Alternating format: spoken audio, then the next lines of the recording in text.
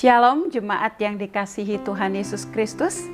Dimanapun kita berada, kiranya kita sehat dan tetap dalam pengharapan bahwa Allah akan membuat segala sesuatunya indah pada waktunya.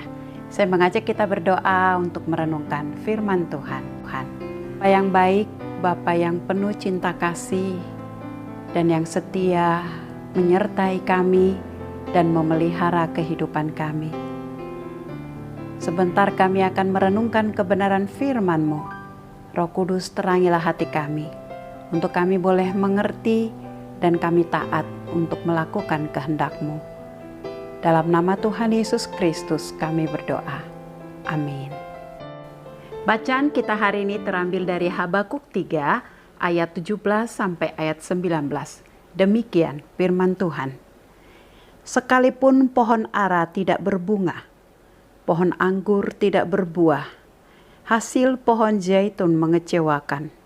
Sekalipun ladang-ladang tidak menghasilkan bahan makanan, kambing domba terhalau dari kurungan, dan tidak ada lembu sapi dalam kandang. Namun aku akan bersorak-sorak di dalam Tuhan, beria-ria di dalam Allah yang menyelamatkan aku. Allah Tuhanku itu kekuatanku. Ia membuat kakiku seperti kaki rusa.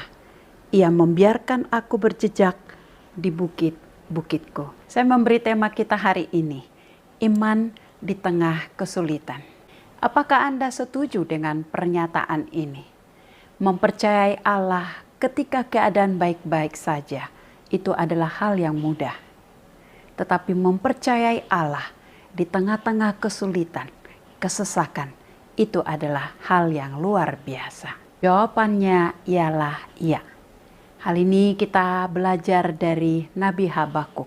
Latar belakang dari ayat yang kita baca ini, bagaimana Nabi Habakuk tinggal di Yehuda, menyaksikan umat Tuhan yang sungguh-sungguh menjauh dari Tuhan.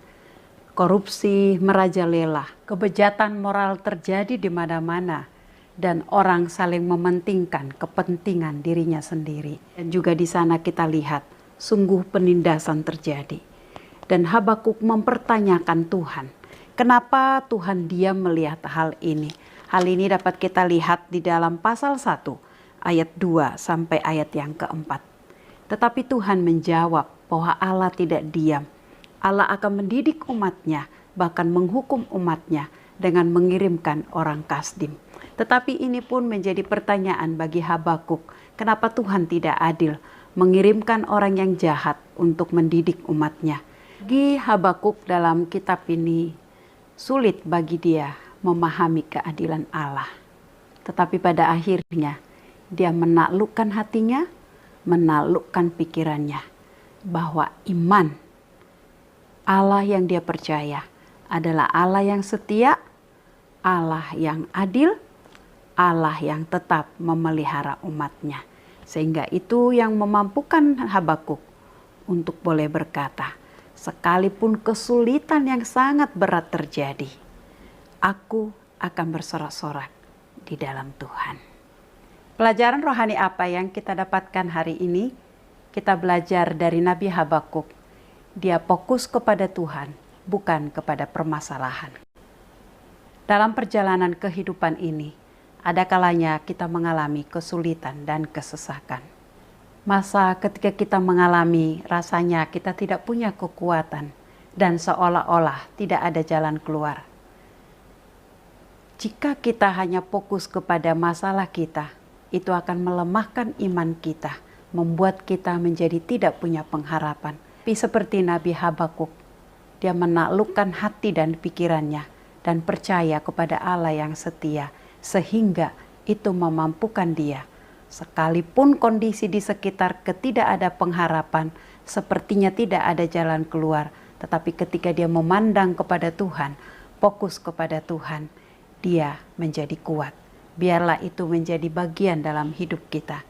Mari kita katakan, sekalipun aku bergumul saat ini, keluargakah, ekonomikah, studikah, kesehatankah, relasikah, disalah mengertikah, kita mau berkata, aku mau bersorak-sorak karena Allah menjadi penyelamat kita, karena Allah menjadi kekuatan kita. Mari kita berdoa. Ya Tuhan, terima kasih Engkau menjadi penyelamat kami, menjadi kekuatan kami, sehingga di tengah-tengah musim kehidupan kami tahu Tuhan tidak diam, tetapi Tuhan bertindak tepat pada waktunya. Tolonglah kami untuk menjalani hari-hari kami dengan penuh rasa ucapan syukur dan tetap bersukacita, karena pengharapan kami ada kepada Tuhan yang menjadi penyelamat kami. Di dalam nama Tuhan Yesus kami berdoa. Amin. Akan selalu berganti, kasih Tuhan tetap abadi, tak akan berubah sampai selamanya. Ku tetap percaya.